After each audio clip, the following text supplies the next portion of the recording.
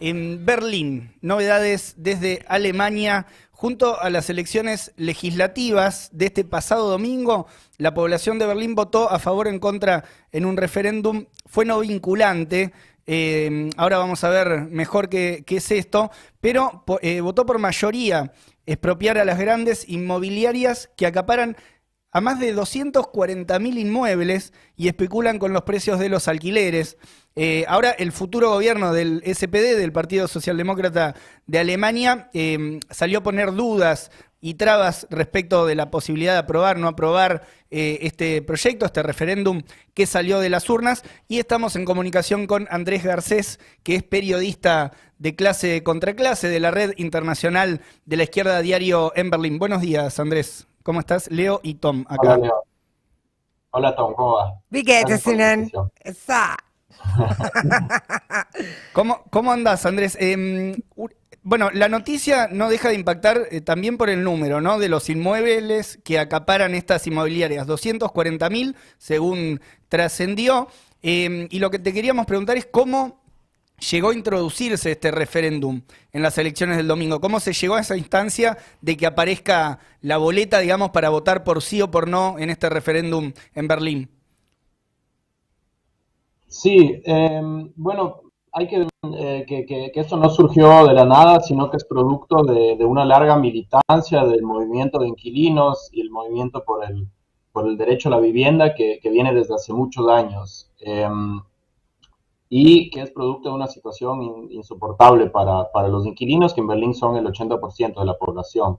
Entonces, en el 2018 empezaron a unirse distintas iniciativas que luchaban, por ejemplo, contra desahucios y contra la privatización de alguna vivienda pública, y se empezaron a unir y crearon en el 2018 esta campaña por la expropiación de la Deutsche Wohnen, que es una de las mayores inmobiliarias en Berlín.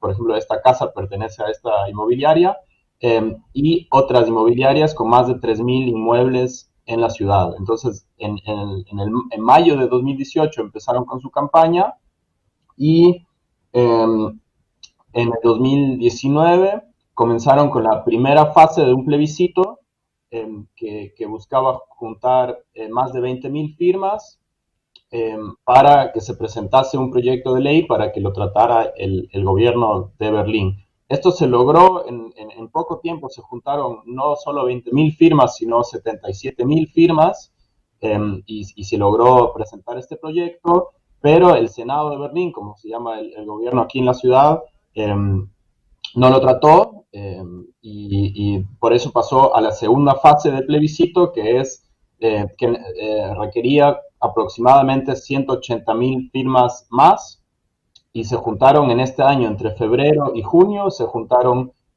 como 250.000 firmas.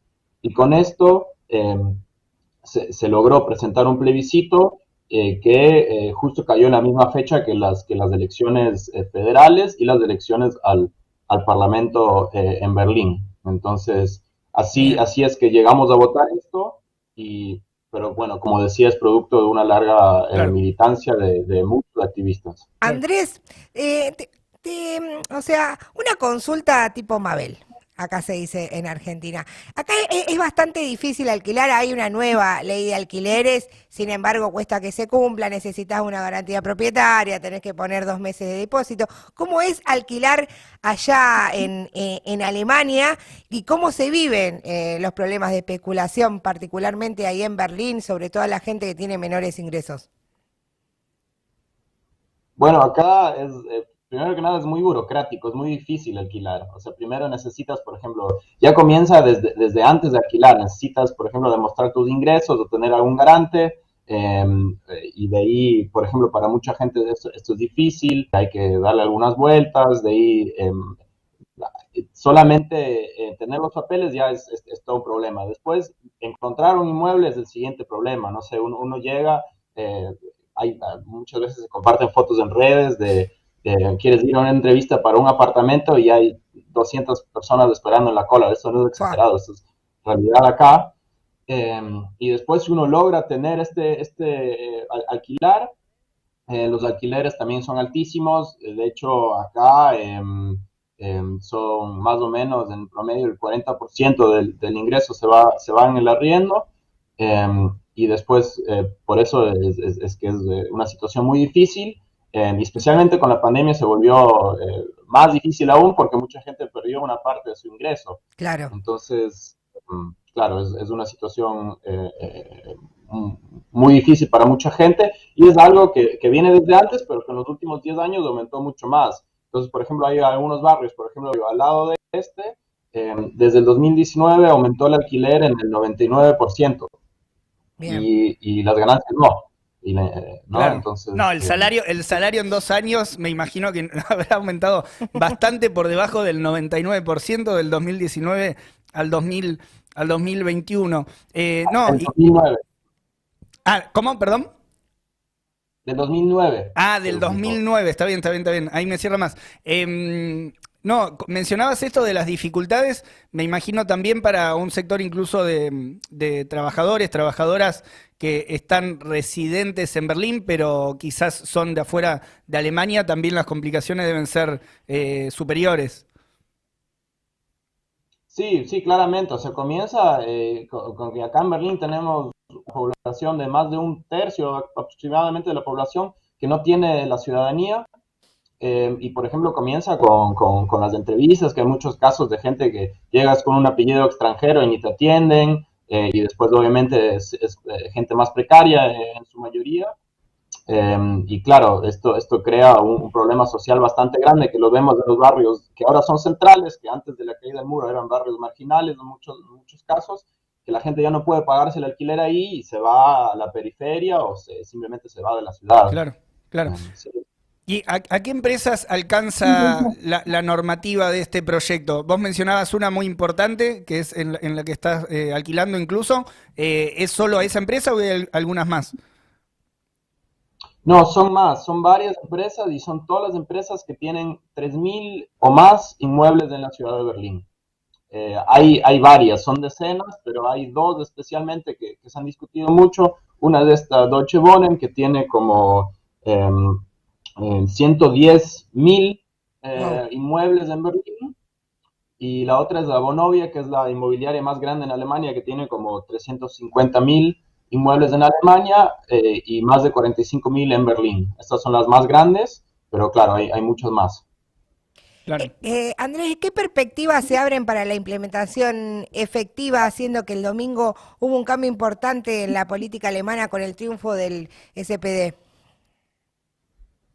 Bueno, es un poco complejo, hay que ver cómo se desarrolla. Lo que pasa es que para la implementación, ahora con este plebiscito, el Senado de Berlín tiene que ratificar una ley más o menos con este contenido, pero hay muchas trabas legales también. Por ejemplo, tiene que pasar por algunas cortes y sabemos que muchos de los jueces en la Corte Suprema son conservadores o cercanos al Partido Conservador, entonces también depende un poco de la relación de fuerzas ahí, de qué tan fuerte sea el movimiento para lograr que se cumpla esta ley.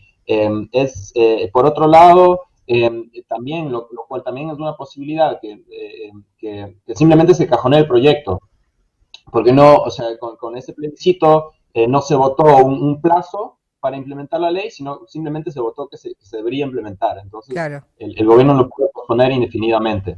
Claro, claro. Ahí va a depender mucho también del empuje, ¿no? De todo este movimiento. Ahí veríamos recién algunas imágenes de los activistas ahí con sus pecheras ¿Eso violetas se y dio amarillas. en distintas ciudades o solamente en Berlín? Esto comenzó solamente en Berlín, pero se extendió un poco. O sea, el fenómeno, aún no existen estos proyectos de plebiscito en otras ciudades, pero se discutió mucho a nivel nacional, entonces es posible que puedan surgir iniciativas similares en otras ciudades. Bien. Pero por ahora es solo acá. Bien, bien. Bueno, respecto de esto de que aparece, ¿no? Si uno ve incluso Alemania desde afuera, mirándolo un poco desde afuera, aparece quizás para la opinión pública en general o a un sentido común de que es un paraíso un poco de estabilidad, en gran medida también de bienestar de un sector de la población. Quizás este aspecto de la cantidad de viviendas ociosas, de esta especulación importantísima alrededor del problema inmobiliario, muestra otra cara, pero es cierto también que se fue construyendo esa imagen, ¿no? Y que en parte el gobierno de Merkel tenía que ver con eso, ¿no? Aparecía como parte de ese gobierno alemán fuerte. ¿Qué otros factores te parece que ayudaron? Esto quizás tiene que ver más con la situación política en Alemania hoy, pero ¿qué otros factores te parece que ayudaron a construir esa imagen que dejó también el gobierno Merkel en este último tiempo? Sí, bueno, de hecho es una cuestión que viene desde antes. Primero hay que decir que Alemania, o sea, hasta cierto punto, si lo comparamos con un país como Argentina, claro, tiene una situación económica más estable, no tenemos ahora hay una inflación del 4%, lo cual es alto para Alemania, pero no se compara con la inflación que hay allá. Pero justamente esto es por el rol que tiene Alemania como potencia mundial y como poder hegemónico en la Unión Europea. Entonces viene, por ejemplo, hay algunos eventos importantes, por ejemplo, la crisis del euro desde el 2010-2011, donde Merkel, no solo a nivel nacional, sino a nivel europeo, logró crear una estabilidad, pero con mucha precarización.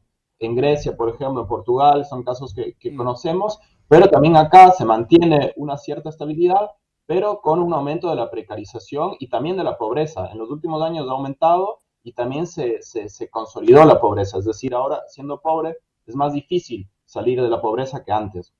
Entonces, hay una cierta estabilidad económica que se mantiene y hay muchos factores. O sea, por ejemplo, se mantiene porque, tomando un caso actual, Alemania produce, o sea, BioNTech es una empresa estadounidense, alemana, que produce una de las vacunas que más se reparten en el mundo. Entonces hay distintos factores internacionales, pero acá, bueno, hubo mucha precarización desde el 2003, por ejemplo, 2004, se bajó el bono de desempleo, por ejemplo, se crearon muchos lo que se llaman los mini jobs, que trabajas por 450 euros mensuales, mucha gente con 2, 3, 4 trabajos, y bueno, así se mantiene una imagen de una Alemania estable, que por un lado es verdad, pero por otro lado, estos casos y la situación insostenible en la vivienda y en la precarización demuestran que es muy relativo eso, ¿no? Claro.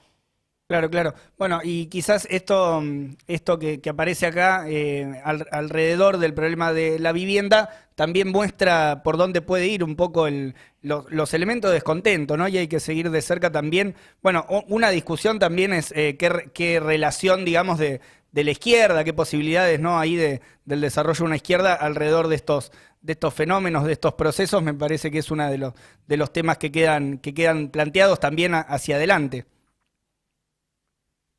Sí, claramente. También es muy interesante esto porque ahora en estas elecciones vimos un fracaso total del partido Die Linke, que es un partido reformista, que antes tenía como el 9-10% en el Parlamento Nacional y bajó y casi salió del Parlamento. Acá necesitas el 5% para entrar al Parlamento. Casi salió porque se corrió muy a la derecha y trataba de hacer una alianza a nivel nacional con la socialdemocracia, que probablemente va a entrar al gobierno, y a la vez esto contrasta con la realidad que vemos en Berlín, que el 57% de la población, muchas de las personas que votaron a favor de este plebiscito son gente que no es base de los partidos de izquierda, o sea, también hay gente que votaba al Partido Conservador y a la vez votaba por este plebiscito, y una gran parte de la población ve la necesidad para mejorar su situación de vida de tocar las grandes fortunas Claro. de los poderes de las empresas inmobiliarias, a tocar al gran capital.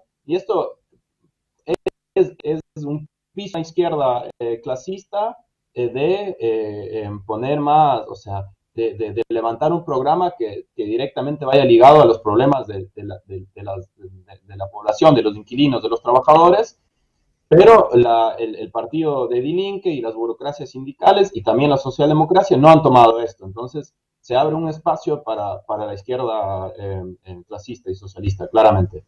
Totalmente, y en un problema que es, bueno, Es internacional. También el problema de la vivienda, ¿no? El impacto lo vemos. Y el negocio, la especulación y inmobiliaria. de la especulación inmobiliaria y en importantes, ni hablar en importantes ciudades como Berlín.